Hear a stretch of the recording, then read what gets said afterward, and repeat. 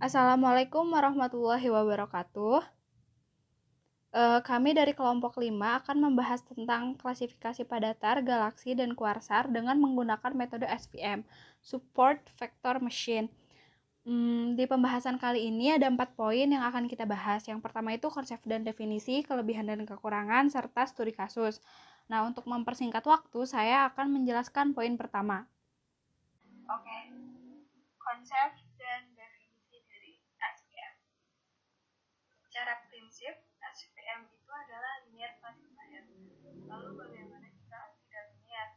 Nah, di sana ada yang namanya itu kernel rate. Jadi kernel itu ya untuk mengatasi permasalahan non linear. Teman saya akan menjelaskan kernel rate di slide selanjutnya. SVM merupakan metodologi yang bekerja atas prinsip SRM atau Structural Weight Minimization dengan tujuan menemukan hyperplane terbaik yang memisahkan dua buah kelas pada input space. Apa itu hyperplane?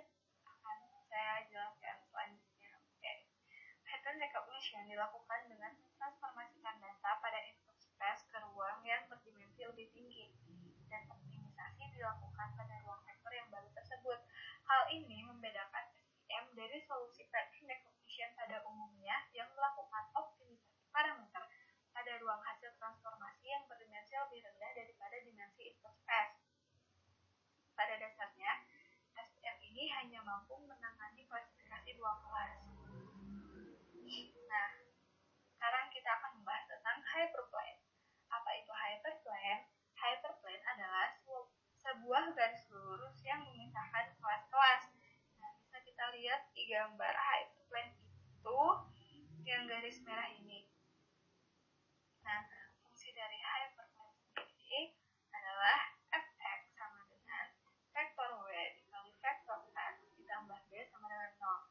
Kan tadi sudah dibilang kalau misalkan SVM ini hanya mampu mengklasifikasikan dua kelas. Nah, kita asumsikan ada kelas positif dan kelas negatif. Pattern X, vektor XI dapat dikatakan kalau dia itu masuk kelas negatif jika memenuhi persamaan vektor W dikali vektor XI ditambah B kurang dari sama dengan min 1. Dan dia dapat dikatakan masuk kelas positif jika memenuhi persamaan vektor W dikali vektor XI ditambah B lebih besar sama dengan 1. Nah, ini bisa kita lihat di gambar kan. Kalau misalkan ada banyak kemungkinan hyperplane. Nah, tugas kita itu adalah mencari hyperplane terbaik yang berada di tengah-tengah antara kelas positif dan kelas negatif. Si hyperplane terbaik ini sangat bergantung pada support vectorsnya. Jadi si support vector ini adalah sampel yang paling dekat dengan hyperplane. Nah, hyperplane pemisah terbaik antara kedua kelas dapat ditemukan dengan mengukur margin hyperplane tersebut dan mencari titik maksimalnya. Nah, margin terbesar dapat ditemukan dengan memaksimalkan nilai jarak antara hyperplane dan titik terdekatnya. Kita dapat mencarinya pakai rumus quadratic programming, yaitu mencari minimal persamaan dengan memperhatikan constraint persamaan. Nah, titik minimal persamaannya itu meminimalkan fungsi dari vektor W, di mana fungsi tau W sama dengan setengah norm kuadrat vektor W. Nah, untuk constraint persamaannya sendiri, YI dikali vektor W dikali vektor XI ditambah B min 1 lebih besar sama dengan 0.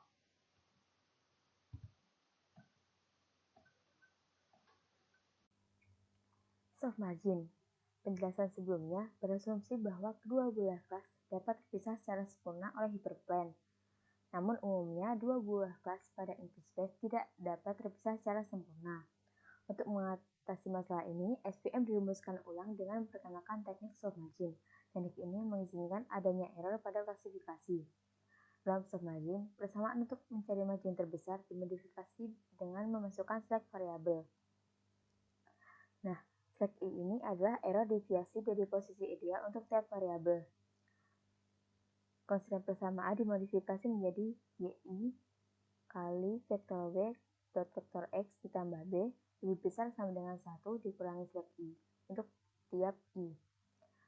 Untuk mencari titik minimal persamaan dapat dilakukan dengan meminimalkan fungsi dari vektor W di mana fungsi tau W, error sama dengan setengah norm kuadrat vektor W ditambah C sigma flag I. Parameter C dipilih untuk mengontrol trade-off antara margin dan error klasifikasi. C berperan dalam mengontrol overfitting. Apabila C besar, maka lebih sedikit sampel training yang berada di posisi yang tidak ideal, artinya lebih sedikit error, sehingga berdampak positif pada kinerja pengklasifikasian. Tetapi margin yang lebih kecil memberikan efek negatif pada kinerja pengklasifikasian,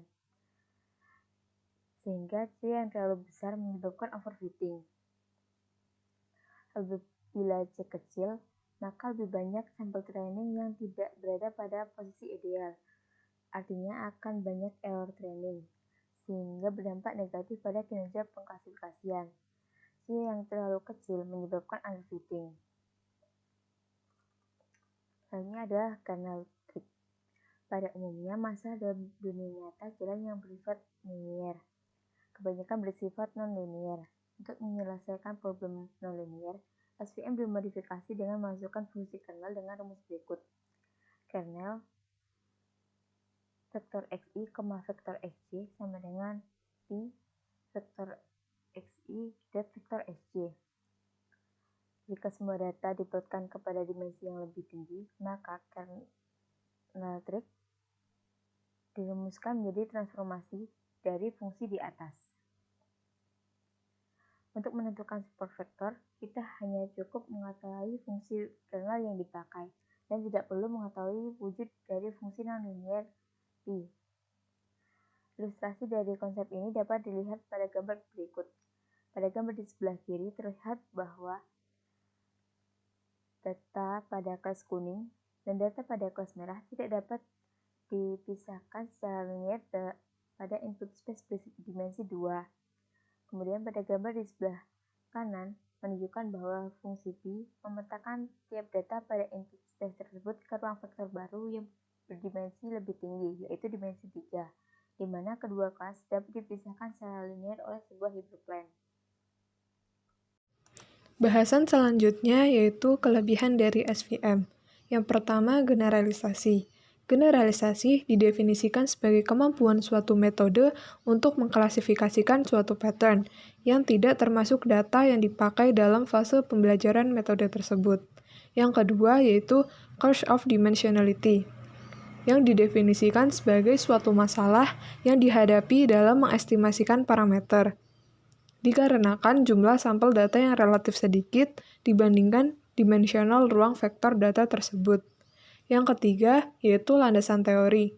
Sebagai metode yang berbasis statistik, SVM memiliki landasan teori yang dapat dianalisa dengan jelas dan tidak bersifat black box. Yang keempat, yaitu visibility. SVM dapat diimplementasikan relatif mudah, dikarenakan proses penentuan support vektor dapat dirumuskan dalam KP problem. Dengan demikian, jika kita memiliki library untuk menyelesaikan KP problem, dengan sendirinya SVM dapat diimplementasikan dengan mudah. Selanjutnya, untuk kelemahan dari SVM, yang pertama yaitu SVM sulit dipakai dalam problem berskala besar. Skala besar dalam hal ini dimaksudkan pada jumlah sampel yang diolah. Yang kedua, SVM secara teoretik dikembangkan untuk problem klasifikasi dengan 2 kelas. Sehingga, untuk klasifikasi lebih dari 2 kelas, perlu dilakukan modifikasi.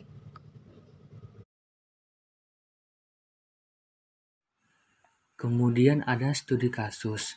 Studi kasus di sini diambil dari data Sloan Digital Sky Survey DR14, yaitu klasifikasi pada star, galaksi, dan quasar.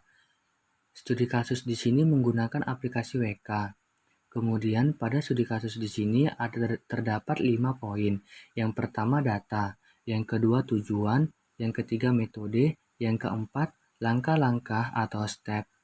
Langsung pekerjaannya pada aplikasi WK. Kemudian yang terakhir ada pembahasan dan kesimpulan.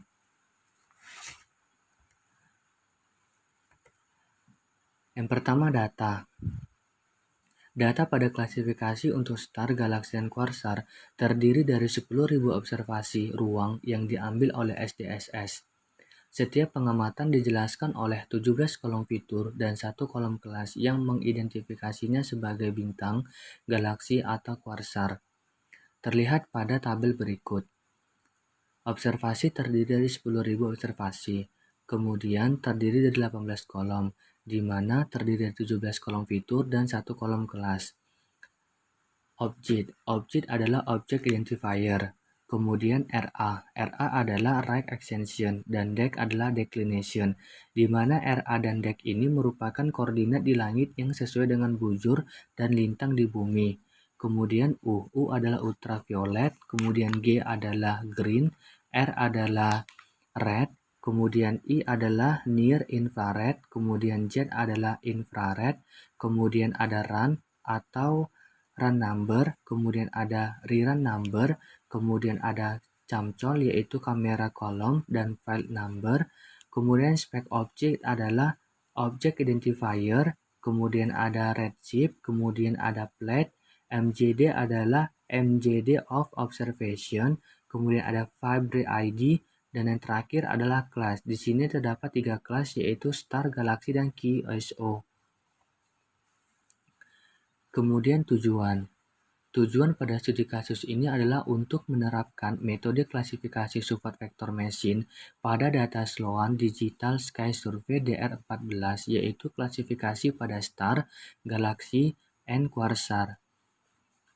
Metode. Salah satu metode statistik yang dapat diterapkan untuk melakukan klasifikasi adalah support vector machine atau SVM. Support vector machine adalah suatu teknik untuk melakukan prediksi, baik dalam kasus klasifikasi maupun regresi. Sesuai dengan konsep dan definisi yang sudah dijelaskan sebelumnya beserta tujuan pada studi kasus ini, maka metode yang digunakan adalah support vector machine atau SVM. Selain itu, beberapa peneliti seperti Rustam dan Rahman telah melakukan penelitian, yaitu membandingkan metode klasifikasi Canary Snakeboard atau KNN dengan metode SVM. Diperoleh kesimpulan bahwa SVM memiliki kinerja yang lebih unggul, karena telah mampu 100% mengklasifikasikan data aroma berdasarkan kelas yang tepat. Kemudian, melakukan penelitian mengenai klasifikasi tingkat keganasan kanker dengan menggunakan metode regresi logistik dan SVM, yang akhirnya diperoleh hasil bahwa tingkat akurasi menggunakan SVM lebih tinggi yaitu sebesar 98,11%.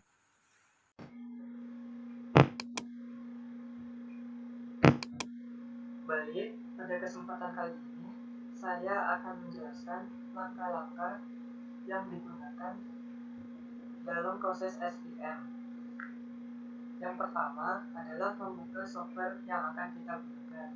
Pada kelompok kami menggunakan software WK. Setelah software terbuka, kemudian kita pilih menu Explore.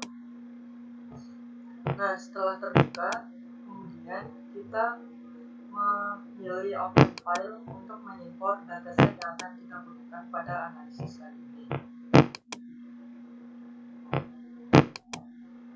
Setelah file ditemukan, kemudian klik open. Nah, setelah dataset telah terimport dalam software, kemudian kita mengecek satu persatu variabel apakah terdapat missing value dalam jumlah besar pada variabel tersebut. Cara mengetahuinya adalah dengan melihat selected attribute pada bagian missing.